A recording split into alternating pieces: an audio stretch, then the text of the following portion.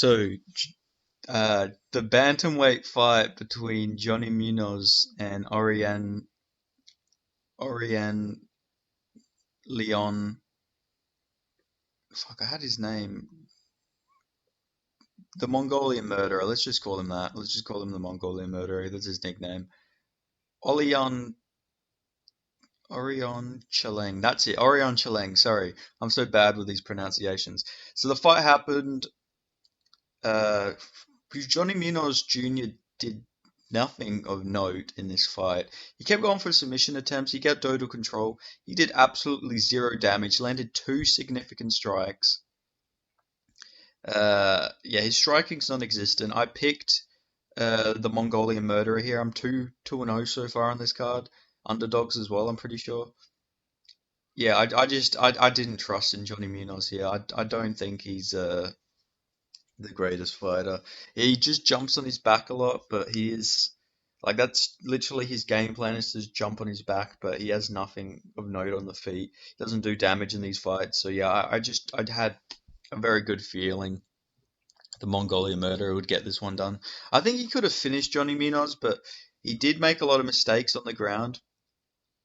Like his mistake was going to the ground. Like he had so many chances that if he could have stayed standing and just teed off on Johnny Munoz, I reckon. Like he dropped him a few times. It looked like definitely had him hurt. Like I think he could have finished Johnny Munoz. Could have kept it standing and just teed off on him against the fence. Johnny Munoz was tired as well because he kept shooting all these labored takedowns. Super telegraphed as well from Johnny Munoz. Like, I don't know, Johnny Munoz is just a fighter who's been figured out. He doesn't have a striking game. He doesn't do damaging ground and pound. He's just a one-dimensional jiu-jitsu guy, it seems like. Like his game plan is it's pretty set, so it's pretty easy to figure out what he's gonna do. Like you're not really gonna see anyone get fooled by Johnny Munoz in there, which is unfortunate for him. Not a lot of people know this, but Sean Strickland, when he first started up in MMA, was training at a Johnny Munoz's gym. I remember on Sean Strickland's old Instagram account, there was a lot of comments with him and Johnny Munoz as well.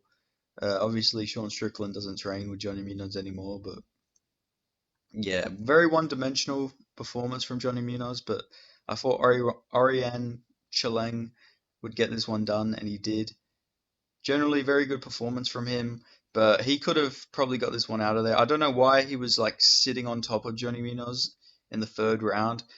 Johnny Munoz almost got like a calf slicer, but Orion was just like landing ground and pound, and I think it was starting to buzz Johnny Munoz a little bit because he did give up on the calf slicer because he was taking a lot of shots to the head while he was on the ground, and I think it was getting to him a little bit. But generally, very good performance from Orion. But yeah, Johnny Munoz. I don't think there's if he does get another fight in the UFC, I don't really think there's many guys he can beat at this point. Because he needs to round out his game a little bit. He needs to work on his striking because yeah, his striking just seemed a little non-existent in that fight. Even his ground and pound, he needs to go for more ground and pound and stuff like that. Okay, so they updated it. It was 7 significant strikes. Oriane landed 44 significant strikes, 120 total strikes, got one knockdown. Yeah, like that is not that's not good from Johnny Munoz, man. Like he needs to work on ground and pound. He needs to work on his overall striking because yeah, this isn't 1993. He can't win fights like that anymore. Like yeah, he's Johnny Munoz has some wins in the UFC, but that's against Ludwig Shalian, who I don't rate that highly, and Jamie Simmons, who, like I mentioned on my prediction video, Jamie Simmons was only in the UFC because they needed a punching bag for Shikadze on short notice, and then he lost to Nate Maness.